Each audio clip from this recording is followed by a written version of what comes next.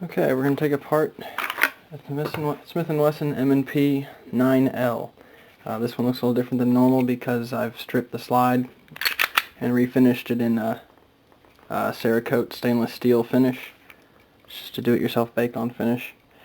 Other than that, the gun is pretty much stock except for the stippling on the back strap and a little bit of grip tape and the sights.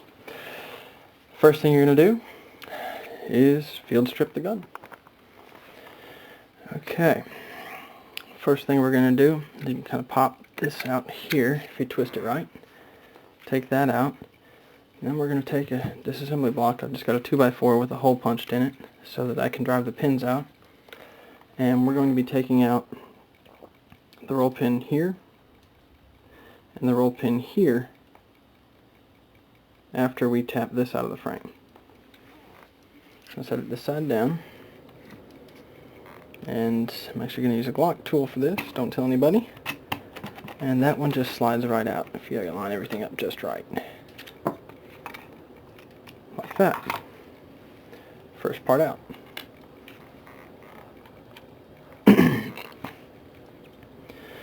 Next we have two pins here, and an 1/8 inch roll pin punch works great. The rear pin. And just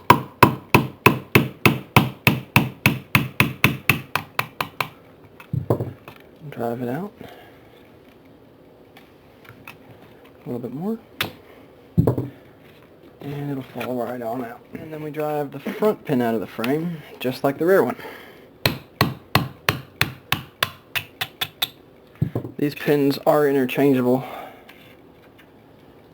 They are the exact same size, so you don't have to worry about keeping track of which one goes where. What you'll need to do next is pry the rear housing out of the gun. Screwdriver works best for this. Just walk it up real easy. You don't want to force it.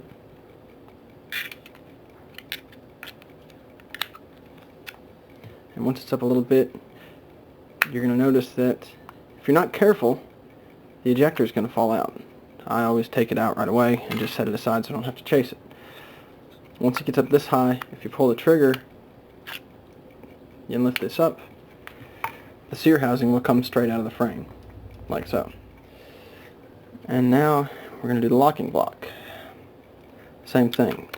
Just a little careful twist right here at the screwdriver. We'll start it, and you just kind of walk it out of the back of the gun.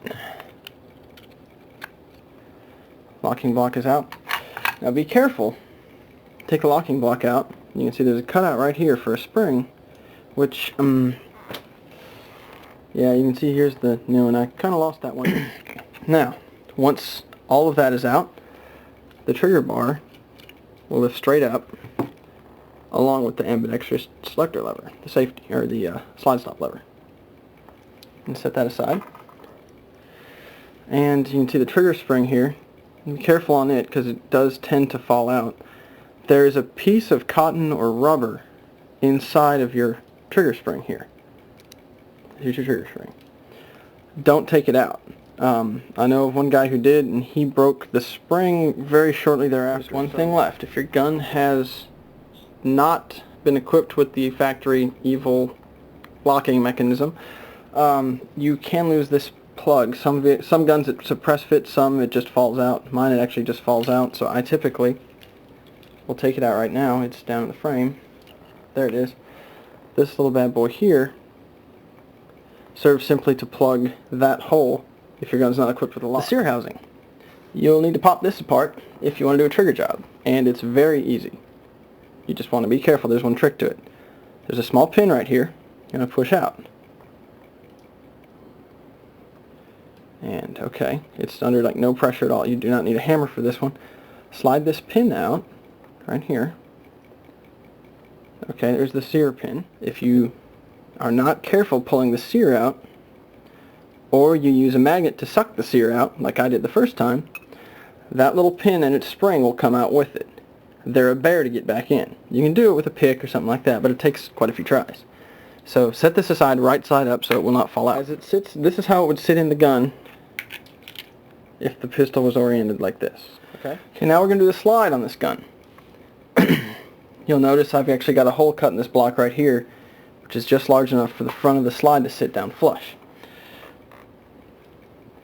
On these guns, the biggest bear is the extractor.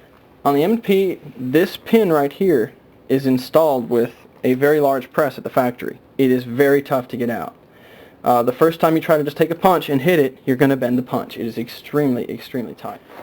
The best way we've found to remove it is with a punch which looks a little bit like this.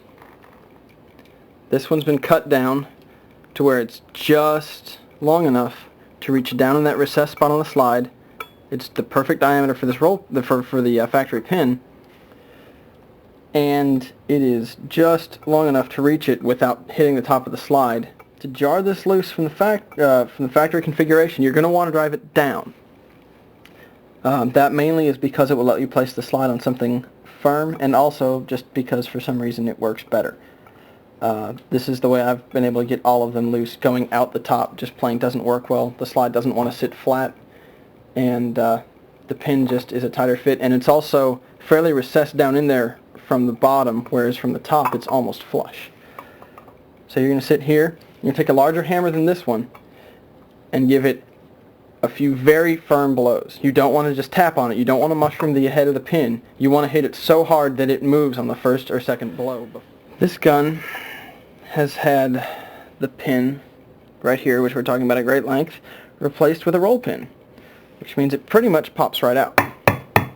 This pin, this is just a 3/32 diameter roll pin. I believe that's the correct size.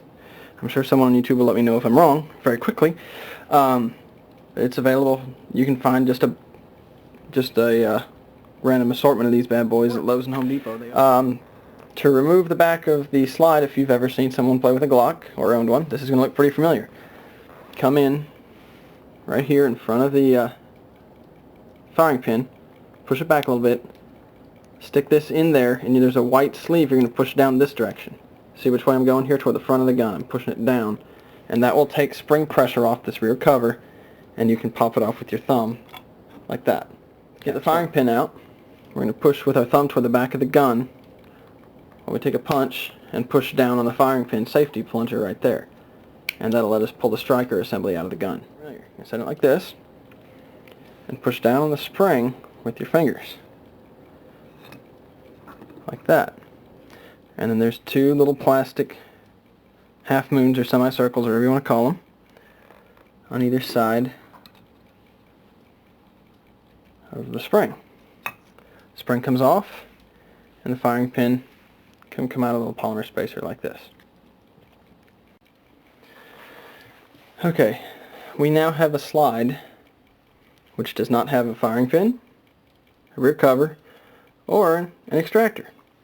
It's pretty much totally detail stripped except for the firing pin plunger here. Typically when you're taking the gun apart, because it's extremely dirty, or if you're doing a trigger job where you round the edges off on this, you're going to want to remove it.